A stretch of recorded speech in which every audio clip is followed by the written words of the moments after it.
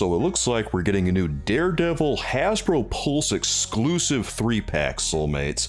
But is this one any good, and is it worth your money? Be sure you stick around until the end, soulmates, because we're going to talk about what Daredevil villains we want to see next. If you support what I do, please click subscribe and hit the bell for notifications so you don't miss a single video of mine when it comes out. Well, let's talk about Daredevil a little bit. Let's take a look at Elektra first. Elektra, let's start with the positives on her. The head sculpts are really nice, and I love the way that her hair flows on these, and the one without the headband on it just kind of has this look that feels really nice. It's like it's kind of tantalizing almost, I guess you could say. Also, the hands they give her that enable her to hold her weapon properly, that looks really cool, and the tunic that they include on her looks really nice too.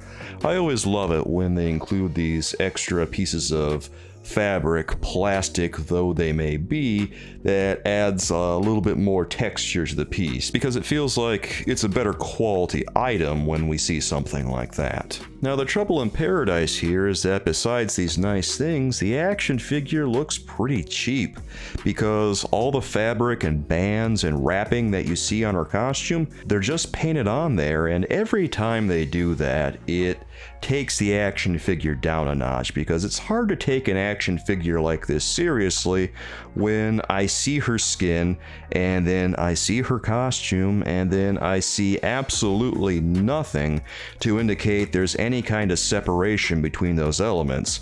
It's not like she's wearing a spandex costume or something, in which case I guess maybe you could get away with just painting on details like that, but even then it looks kind of tacky. Here you just see the skin, and it's very obviously just painted on there, and yeah, it looks really bad.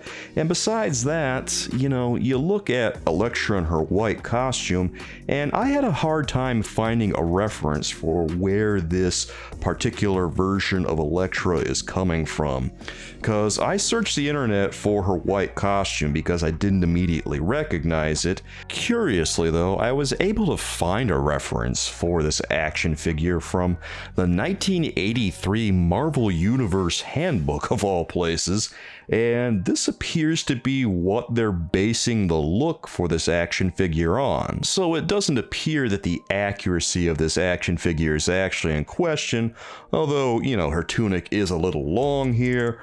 But even so, most of the details appear to be in the right place. My big issue on this one is that we're just not seeing any details where there should be some sculpt. And well, for 25 bucks an action figure, that is incredibly disappointing. Going back to the positive side, it does look like we have a nice number of accessories with Elektra here.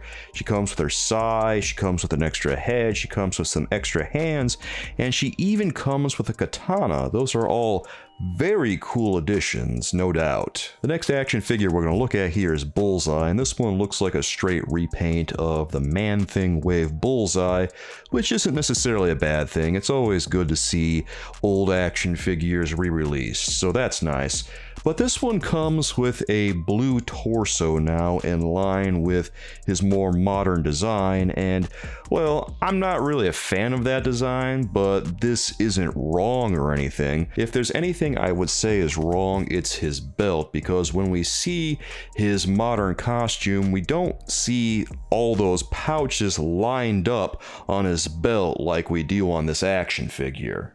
Besides that, he comes with a couple of sets of extra hands, and one of those hands has a throwing effect on it that I have mixed feelings about. It's kind of cool that they've tried to depict this, but I don't know that it necessarily works, because it kind of looks like he's just throwing a web out, like he's using a web shooter. Maybe it looks better in person, but I don't know, I'm just not really in love with it. He also comes with a knife that goes in a holster that's attached to his hip, but he should have a gun there, because I'm almost certain here that this version of Bullseye has a gun in a holster at his hip. So having the knife there and no gun, I don't know about that. Before you see that, it feels like something has been left out of the package before you've even opened it. I don't know how to feel about this Bullseye, guys, because, you know, I look at his design and I'm not really a fan of it. I think that the blue is a little too bright for the costume. It feels like it would work a little bit better if it were a darker blue or a navy blue or something, but it is what it is, obviously. And looking at it, it just feels like a downgrade compared to my Toy Biz Bullseye, which feels like a much better action figure. Granted, there's a lot of stuff on that Bullseye that's outdated, but it doesn't feel like this Bullseye does anything significantly better. And then, of course, the last action figure of the bunch, guys, is Daredevil himself, the main attraction. How is he? Well, you know, I'm not in love with him. I'm going to tell you that right now, guys, because it looks like he's just based on the retro Spider-Man body, and I don't feel that's a really good body to put Daredevil on, because Spider-Man historically has been shorter than Daredevil is, and it's always been portrayed that way. Daredevil is marginally taller than he is. But aside from that, let's talk about some of the positive things here. The head sculpt looks pretty good on him. He's got a very serious look to him that I feel is appropriate for Daredevil. Very stern looking, and it really works. Also, he comes with an extra set of hands. He has fists as well as open hands, so he can carry his billy clubs.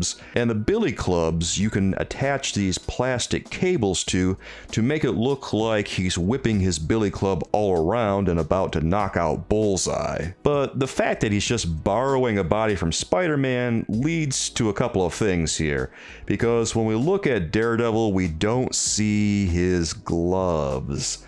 And Daredevil wears gloves. They go all the way up his forearms, and they are just not present here. That's not good. That's really bad. To me, it signifies a very cavalier attitude toward depicting the character, and curiously, when we look at the joints on the action figure as depicted, he has pinless joints, but when you look at the render on the back of the box, Daredevil has pinned joints. And you know, this stuff with the renders on the back of the box has been happening constantly. It happens, it seems like, with every action figure. Something is going wrong with the render versus what you're actually getting in the box. And why is it so hard for Hasbro to get it right? Why is it so hard for them to just use a picture of the action figure and slap it on the box if they want to go with this windowless nonsense? I never thought I'd see the day when the largest action figure manufacturer in the world is too incompetent to put a proper image of their product on the box, but you know, here we are, guys, and it's a reality. Back to Daredevil, guys. You know, he suffers from the same thing that Bullseye and Elektra suffer from, in that all of his details are just painted on, and once again, it looks like a cheap, generic action figure, and there's lots of little things they could do here. They could put folds all over the costume. They could also sculpt on his gloves. That one's a really obvious one.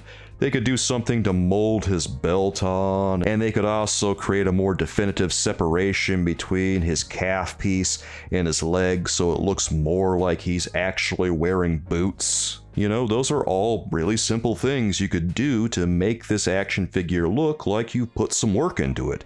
But does it? I mean, not really. It just looks like Spider-Man with a few added pieces. Painting him red and putting a couple of D's on his chest doesn't change the fact that it's just a glorified Spider-Man. Is this one worth the money, soulmates? I really don't think so, but ultimately, you really have to decide for yourself how you feel about this one. Because, you know, the quality I feel is not there, but maybe you see something that I don't.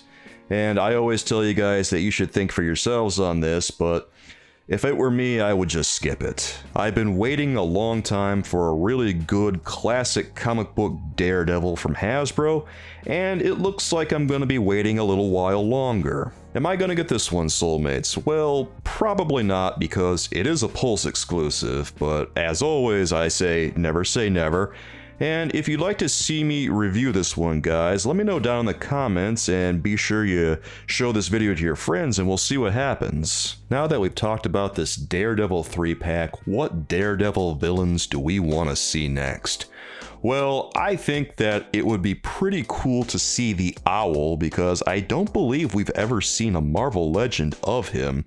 But also, I think that it would be pretty neat to see Mr. Fear depicted as a Marvel Legend. He's a character we really don't see much of, but he's got a lot of potential. Definitely a couple of characters I would love to see depicted at some point, because they really don't get enough love, I don't think. Well, soulmates, what do you think of this Daredevil 3-pack? Is this one that you want for yourselves? Are you on the fence about this one because maybe you just don't like the action figures that much?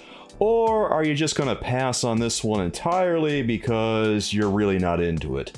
I don't know, guys. Let me know what you think down in the comments. I would love to hear from you, and be sure you tell me what Daredevil villains you want to see next. If you want to learn more about the Deluxe Retro Iron Man, another one of the Hasbro Pulse exclusives, you can check out that video here, soulmates.